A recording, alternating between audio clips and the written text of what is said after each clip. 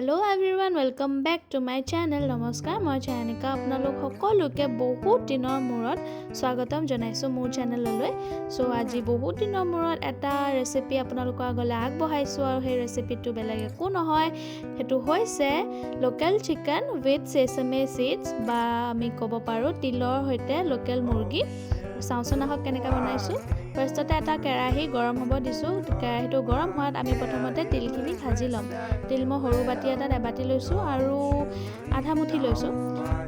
So এখিনি মই ধুনিয়াকৈ ভালকৈ ড্ৰাই रोस्ट কৰি লম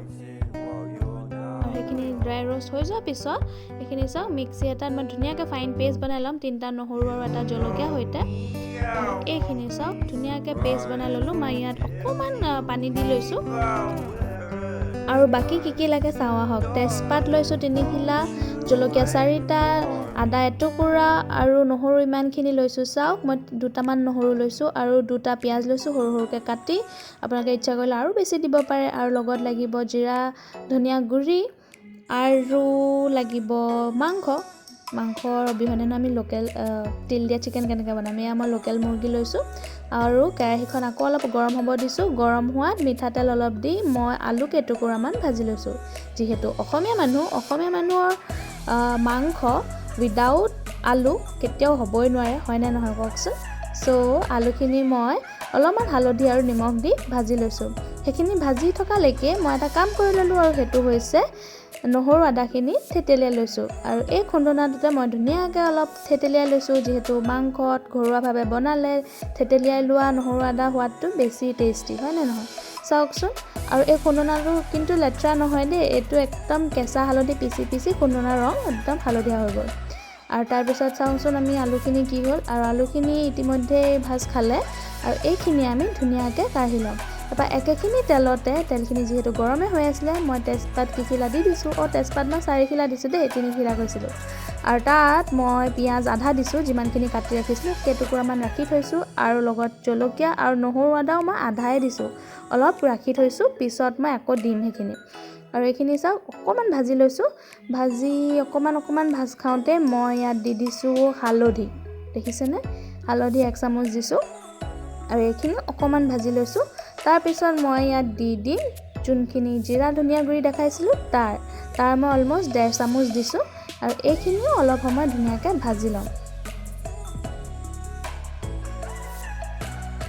আৰু এইখিনি ভাজ খোৱাত মই মাংসখিনি ইয়াত দি দিম আৰু মাংসখিনিত মই আজি কোনো মেৰিনেশ্যন কৰি ৰখা নাছিলো মেৰিনেট কৰি ৰখা নাই ডাইৰেক্ট ধুই পেলাই সফাকৈ ধুই ৰাখিছিলো লোকেল মুৰ্গী হিমানে আৰু তাৰ পিছত ইয়াত মই দি দিছো নিমখ যিমান নিমখ খাই নিজৰ টেষ্টৰ মতে দি দিব সো সেইখিনি দিয়াৰ পিছত মই ধুনিয়াকৈ এইখিনি অলপ সময় ভাজি লৈছো দেখিছেনে কালাৰটো কিমান ধুনিয়া আহিছে দেখিছেনে মই যদিও আজি কোনো red chilli powder Kashmiri red মিৰ্চ একো দিয়া নাই হ'লেও কিমান ধুনিয়াকৈ কালাৰ চেঞ্জ হৈ আহিছে দেখিছে আৰু মাংসখিনি যেতিয়া ফুটিব ফটফটকৈ মুৰ্গী মাংস সিজা এটাই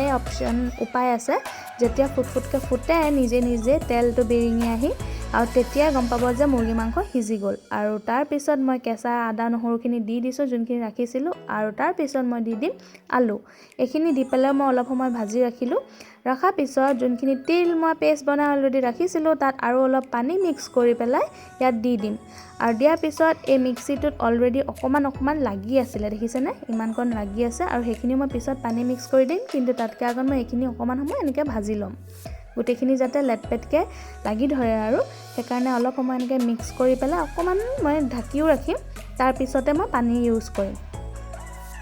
আৰু এই মাংসত কিন্তু আজি একদম মই কম মছলা ইউজ কৰিছো আপোনালোকে মন কৰিছেনে এইখিনি সব ধুনিয়াকৈ ভাজ খালে দেখিছে আৰু এতিয়া মই মিক্সাৰ গ্ৰাইণ্ডাৰটো যোনটো আপোনালোকক দেখাইছিলো তাত মই অকমান গৰম পানী দি সেইখিনি এনেকৈ ধুনিয়াকৈ মিক্সাৰ গ্ৰাইণ্ডাৰটোৰ ভিতৰত যিমানখিনি বাচি আছিলে সেইখিনি গোটেইখিনি ইয়াত দি দিম আৰু আপোনালোকে মন কৰিব ইয়াত মই আজি অকল গৰম পানীয়ে ইউজ কৰিছো আপোনালোকেও এনেকৈ যদি মাংস বনায় একদম গৰম পানীয়ে ইউজ কৰিব কাৰণ গৰম পানীয়ে ইউজ কৰিলে মাংস পিচ হিচাপে ধুনিয়াকৈ থাকি যায় ঠাণ্ডা পানী দিলে ফেটফেটীয়া হৈ বেয়া হৈ যায় আৰু এইখিনি উতল অহাত মই এচিটা নেমু চেপি দিছো টেষ্টটো আৰু এনহেন্স কৰে আপোনালোকে ইচ্ছা কৰিলে ইয়াতকৈ বেছিও নেমু দিব পাৰে মই খালি এচিটাই দিছো দি পেলাই ইয়াত আপোনালোকে পানী কনসিস্টেন্সিটো নিজৰ আৰু যিমানটো গ্ৰেভি খাব বিচাৰে সিমানে। আৰু এইখিনি চাওক অলমোষ্ট মোৰ হৈ গ'ল, মই ইমানটো কনসিস্টেন্সিতে ৰাখি দিছোঁ। আপোনালোকে ইচ্ছা কৰিলে ইয়াতকেও ঠিক কৰি থ'ব পাৰে, মানে ইয়াতকেও ডাঠকেও ৰাখিব পাৰে বা ইয়াতকেও পনীয়া কৰিবও পাৰে, কিন্তু বহুত পনীয়াও তিল চিকেনটো ভাল নালাগে আৰু সেইটো কাৰণে মই ইমানতে ৰাখিছোঁ। আৰু ইয়াৰ পিছত আপোনালোকক মই একদম গাৰ্নিছ কৰি দেখাম, প্লেটিং কৰি দিব। চব কিমান টেম্পটিং লাগিছে, বহুত টেষ্টি লাগিছে। ৰ'ব আপোনালোকক দেখাই আছোঁ ভালকৈ। আৰু এয়া চাওক আমাৰ গৰমা গৰম একদম তেল দিয়া লোকেল মুৰ্গী একদম ৰেডি হৈ গ'ল। দেখাত খাওঁ খাওঁ লাগিছেনে? ট্ৰাষ্ট মি, খাবলৈও বিৰাট টেষ্টি হয় এই ৰেচিপিটো। আৰু আপোনালোকৰ যদি এই ৰেচিপিটো ভাল লাগে দেন প্লিজ লাইক কৰি দিব। আৰু চেনেলটো যদি কোনোবা এতিয়া নতুনকৈ ভিডিঅ'টো চাই আছে দেন প্লিজ চেনেলটো ছাবস্ক্ৰাইব কৰিহে যাব দেই। আৰু কাষতে থকা বেল আইকনটো বজাব নাপাহৰিব, যাতে আহিবলগা চব ভিডিঅ' ন'টিফিকেশ্যন আপোনালোকে একদম জল্দি পাই যায়। আৰু লগতে কমেণ্ট কৰি জনাব যদি ৰেচিপিটো খাই ভাল লাগে, যদি আপোনালোকে ট্ৰাই কৰি চায়। থেংক ইউ ফৰ ৱাচিং।